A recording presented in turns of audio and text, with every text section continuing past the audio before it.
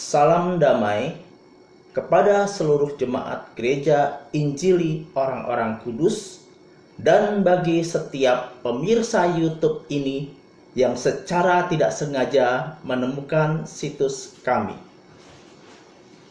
Pembacaan kita saat ini terambil dari Ayub 42 ayat 1 sampai 6. Demikian sabda Tuhan. Maka jawab Ayub kepada Tuhan, "Aku tahu bahwa Engkau sanggup melakukan segala sesuatu, dan tidak ada rencanamu yang gagal. Firman-Mu, siapakah dia yang menyelubungi keputusan tanpa pengetahuan? Itulah sebabnya tanpa pengertian aku telah bercerita tentang hal-hal yang sangat ajaib bagiku dan yang tidak ku ketahui. Firman-Mu, dengarlah, maka akulah yang akan berfirman. Aku akan menanyai Engkau, supaya Engkau memberitahu aku. Hanya dari kata orang saja aku mendengar tentang Engkau, tetapi sekarang mataku sendiri memandang Engkau. Oleh sebab itu, aku mencabut perkataanku, dan dengan menyesal aku duduk dalam debu dan abu." Saudara-saudara sekalian yang saya kasihi di dalam nama Tuhan Yesus Kristus, renungan yang akan saya sampaikan minggu ini saya beri tema atau judul atau title The Encounter. Nah, saudara-saudara yang dikasihi Tuhan Yesus Kristus, cuplikan ayat-ayat yang baru saja kita baca adalah akhir dari kitab Ayub, di mana pada akhirnya Ayub pun menyadari kekeliruannya. Ia tidak lagi mempertahankan gengsinya atau reputasinya. Ia mengakui segala kebodohannya dan dia berhenti berbicara. Sebaliknya, ia menyatakan kepada Tuhan, "Oleh sebab itu, aku mencabut perkataanku, dan dengan menyesal aku duduk dalam debu dan abu." Ayub merendahkan diri di hadapan Tuhan. Tidak lagi mau bersetigang leher dengan Tuhan. Tidak lagi mau berkata-kata tentang dirinya, tentang kemuliaan dirinya, namun menyerah ke dalam Tuhan. "Tuhan, aku menyerah kepadamu." Saudara-saudara sekalian, ada 3 pernyataan yang Ayub nyatakan di sini. Yang pertama, dia bicara kepada Tuhan. Saat ini Ayub tidak bicara kepada teman-temannya yang 3 orang itu. Dia juga tidak berbicara kepada Elihu, seorang muda yang sopan itu. Namun dia berbicara kepada Tuhan. Dia berkata kepada Tuhan, yaitu pertama, "Tuhan, tidak ada rencanamu yang gagal." Artinya, saudara, sejak saat itu Ayub mengakui bahwa segala sesuatu ada dalam rencana Tuhan. Bahwa penyakit yang tengah ia derita itu pun rencana Tuhan. Sekalipun mungkin saat ini dia tidak mengetahuinya. Namun ia percaya sekarang bahwa segala sesuatunya akan baik pada waktunya. Sebab Tuhan tidak mungkin merancangkan hal-hal yang jahat untuk dirinya. Ingat saudara, saat Ayub mengucapkan kata-kata ini, pada saat ini Ayub belum dipulihkan secara jasmani.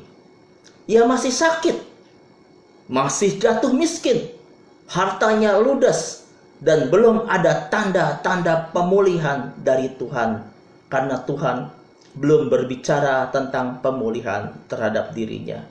Namun, sekalipun secara jasmani Ayub belum dipulihkan, namun secara spiritual dia dipulihkan. Kini Ayub mengenal Tuhannya bukan dari kata orang, namun sebagaimana dia adanya. Bahkan Ayub mencintai Tuhan, lebih mengasihi Tuhan lagi, bukan dari kata orang, bukan dari perkataan orang-orang lain, namun karena keberadaannya itu. Nah, pernyataan kedua yang Ayub nyatakan adalah, aku telah berbicara tanpa pengetahuan. Nah, saudara-saudara sekalian, ini adalah gambaran dari kehidupan kita sehari-hari. Terkadang tanpa pengetahuan kita telah berpolemik ria tentang Tuhan. Bahkan terkesan sok tahu. Kita memposisikan Tuhan menurut pengetahuan yang kita miliki. Membuat konsep tentang Tuhan menurut pemikiran kita. Padahal Tuhan ada di luar konsep kita. Nah, seperti juga sahabat-sahabat Ayub di pasal-pasal sebelumnya. Mereka telah seringkali menuduh Ayub menderita karena dosa-dosanya. Sok tahu, teman-temannya Ayub bertindak sok tahu, menyatakan kepada Ayub, "Yub, kamu mengalami semuanya ini karena dosa-dosamu yang terlalu besar." Nah, saudara-saudara, kita sering memukul rata setiap keadaan, setiap hal yang buruk. Yang mana kalau hal buruk, kita katakan bahwa kita berdosa, kita diazab oleh Allah, kita dimusuhi oleh Allah, kita telah melakukan perbuatan yang jahat terhadap Tuhan.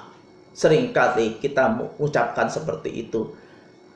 Kamu berdosa, oleh sebab itulah kamu menderita. Padahal, saudara, belum tentu seperti itu. Penderitaan memang bisa karena dosa-dosa kita. Tetapi penderitaan bisa juga karena kebodohan kita. Misalnya, kita terlibat utang kredit card. Oleh sebab kita rakus, di mana kita membelanjakan uang kita untuk hal-hal yang tidak penting, atau membeli perangkat elektronik yang sebenarnya secara fungsional kita tidak membutuhkannya, hanya untuk mengangkat harga diri saja, supaya gengsi kita dipandang wah begitu oleh teman-teman kita.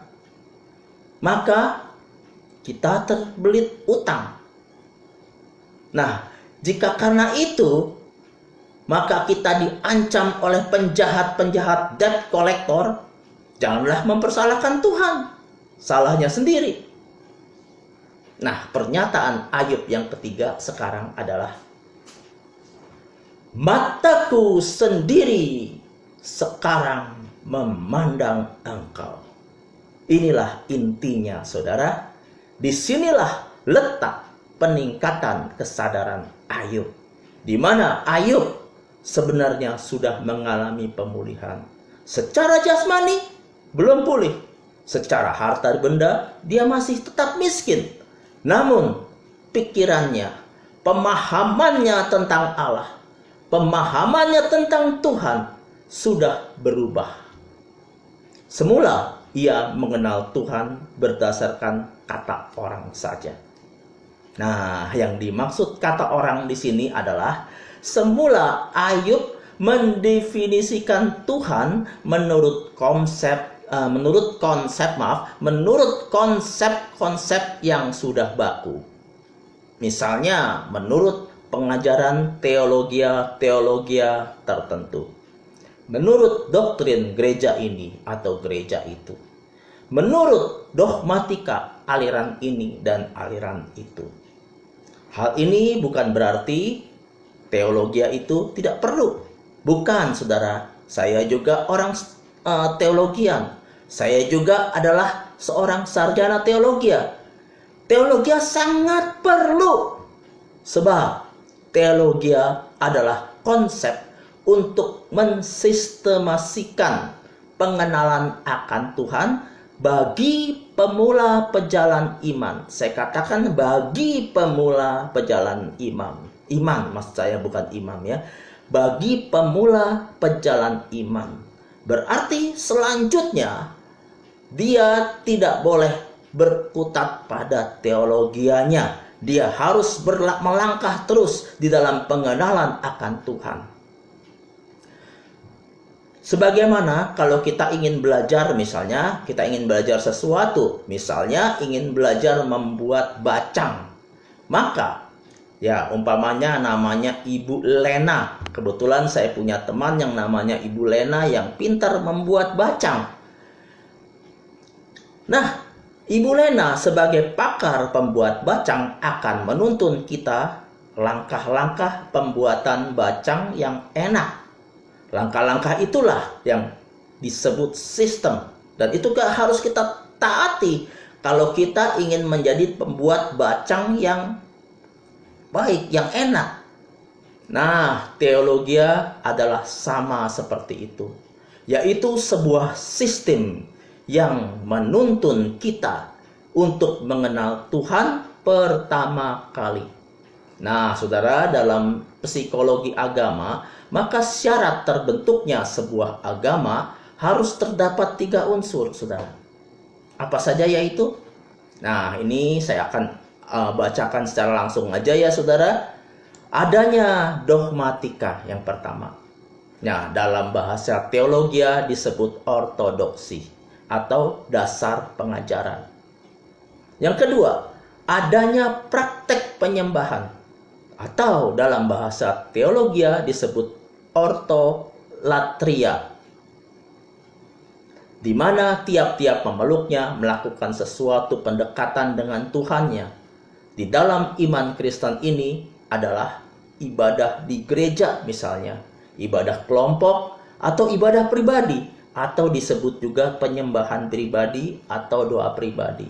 Yang ketiga, saudara, adanya tindakan kasih kepada umat manusia yang disebut dalam bahasa teologianya sebagai ortopraksi atau praktek keagamaan yang diwujudkan dalam tindakan nyata.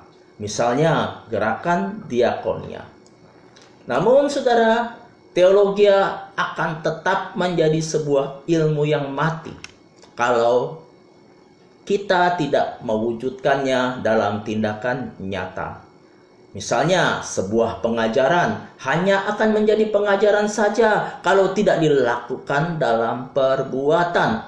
Sebuah penyembahan hanya akan menjadi nyanyian indah yang disalut dengan bumbu-bumbu aransemen musik yang brilian. Bahkan, saudara, kegiatan diakonia pun tanpa adanya kasih yang nyata hanyalah menjadi tindakan propaganda yang tidak berkesan sama sekali. Nah, untuk mengenal Tuhan, seseorang haruslah mengalami pengalaman yang disebut encounter. Apakah encounter itu?